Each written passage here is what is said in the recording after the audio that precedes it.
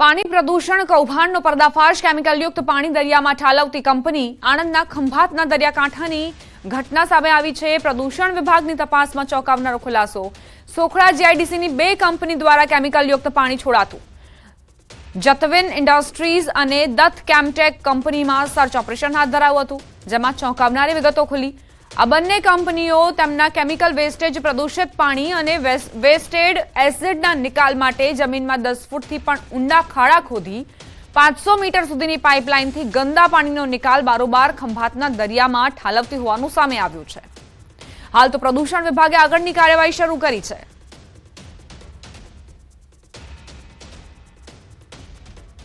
ખંભાતના અખાતના ક્રીકમાં illegal waste water discharge કરવા બાબતની pollution control બોર્ડને ધ્યાને આવેલ અને જેના અંતર્ગત 18 ફેબ્રુઆરી અને 19 ફેબ્રુઆરી 2 દિવસ એક્સકેવેશન એક્ટિવિટી હાથ ધરવામાં આવેલ અને જેમાં લગભગ 8 થી 10 ફૂટ ઊંડી પાઇપલાઇનથી ઇન્ડસ્ટ્રીથી ક્રીક સુધી વેસ્ટ વોટર ડિસ્ચાર્જ માટેની પાઇપલાઇનનું એક્સકેવેશન કરવામાં આવેલ અને જેમાં લગભગ 500 મીટર જેટલું એક્સકેવેશન કરી અને ઇન્ડસ્ટ્રી આઈડેન્ટિફાઈ કરી અને 2 ઇન્ડસ્ટ્રી પ્રદૂષણ નિયંત્રણ બોર્ડને ધ્યાને આવેલ। અત્યારે કંપનીનું જતવિન નામ છે, જતવિન ઇન્ડસ્ટ્રી, અને જે જીપીસીબી અધિકારી આવેલા તેમને કાર્યવાહી બી કરેલી અને એ પ્રમાણે લોકોએ અત્યારે ક્લોઝર આપેલું છે।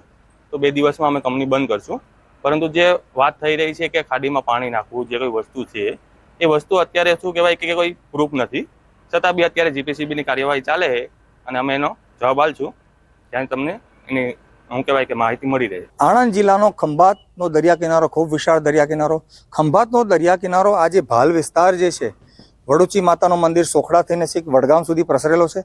તાજેતરમાં જ આણંદ જિલ્લાના પોલ્યુશન વિભાગે અહીંયા સોખડા જીઆઈડીસીમાં આવેલી 2 કંપનીઓ જતવિન ઇન્ડસ્ટ્રીઝ અને દત્ત કેમટેક, આ બંને કંપનીઓએ ઊંડા ખાડા ખોદી જમીનમાં 10 ફૂટ જેટલા ઊંડા અને એમનો જે કેમિકલ વેસ્ટેજ છે, કેમિકલ જે પાણી છે, વેસ્ટેડ એસિડ છે, એને દરિયામાં આખું ઠાલવવાનું કૌભાંડ આચર્યું હતું। એ નેટવર્ક ઊભું કર્યું હતું અને જેણે આણંદ જિલ્લા પોલ્યુશન અધિકારીએ ઝડપી પડ્યું છે। ચોક્કસ હું દ્રશ્યમાં બતાવવા માંગીશ કે ખૂબ ઊંડા ખાડા અહીંયા ખોદવામાં આવ્યા હતા અને આ નેટવર્ક આખું બહુ પદ્ધતિસરનું હતું। જમીનમાં 10-15 ફૂટ ઊંડા ખાડા ખોદી અને એ જે પાણી છે એ ખંભાતના દરિયાની ખાડીમાં ઠાલવવાનું આખું એક નેટવર્ક ઊભું કર્યું હતું। આ બંને કંપનીઓ કર્યું હતું, જતવિન ઇન્ડસ્ટ્રીઝ અને સાથે સાથે કહેવાય કે દત્ત કેમટેક પ્રાઇવેટ લિમિટેડ।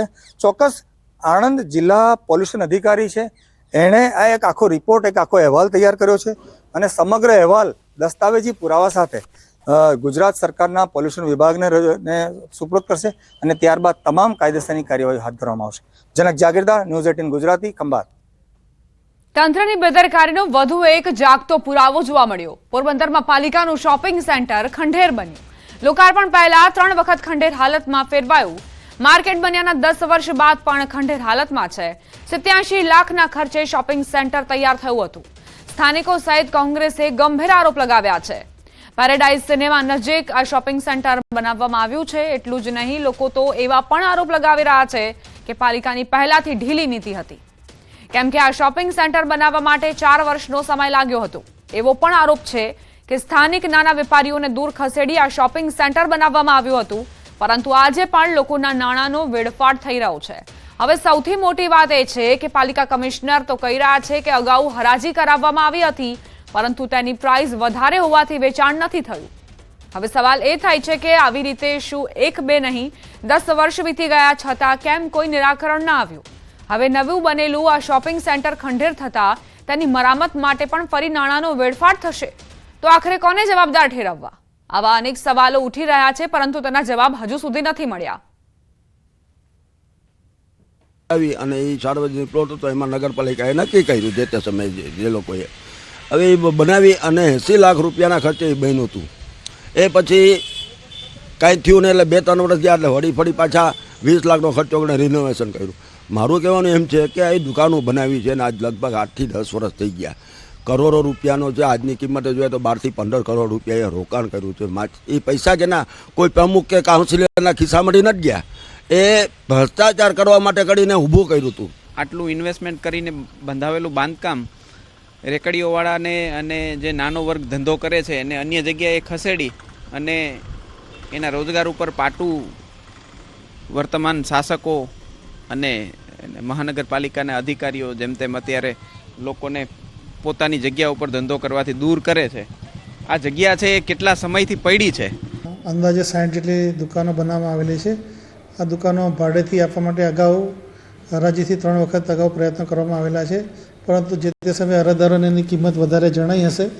એનું અનુસંધાને સરકારશ્રીમાં દરખાસ્ત કરી અને એની જે ભાડાની રકમ છે એમાં પણ ઘટાડો કરવા માટેની મંજૂરી મેળવેલી છે અને એ આધારે હવે નવેસરથી આ દુકાનો ભાડેથી આપવા માટે હરાજીની પ્રક્રિયા હાથ ધરવાની પ્રક્રિયા આપણે સૂચના આપેલી છે. ઝડપથી કાર્યવાહી કરવામાં આવે. રાજકોટ સમૂહ લગ્નમાં છેતરપિંડીના બનાવ બાદ રીલ્સ વાયરલ થઈ છે. નવદંપતીએ રીલ બનાવી વાયરલ કરી. આયોજક પૈસા લઈને ભાગી જતા વર અને કન્યા એક્ટિવામાં જાન લઈને જઈ રહ્યા છે. વર અને કન્યા એક્ટિવા લઈને આયોજકને શોધવા નીકળ્યા છે કે જાન લઈને નીકળ્યા છે તેવા રમૂજી સવાલો ઉઠ્યા છે.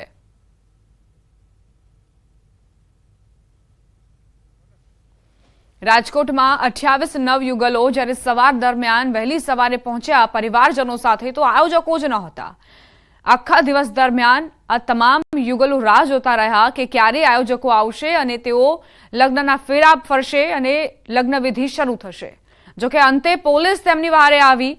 પોલીસે નાગરિકો પ્રત્યે સંવેદના રાખીને અને ત્યારબાદ તમામ જે જોડા હતા તેમના ફેરા ફરાવ્યા અને હવે તેને લઈને વિડીયો વાયરલ થયો.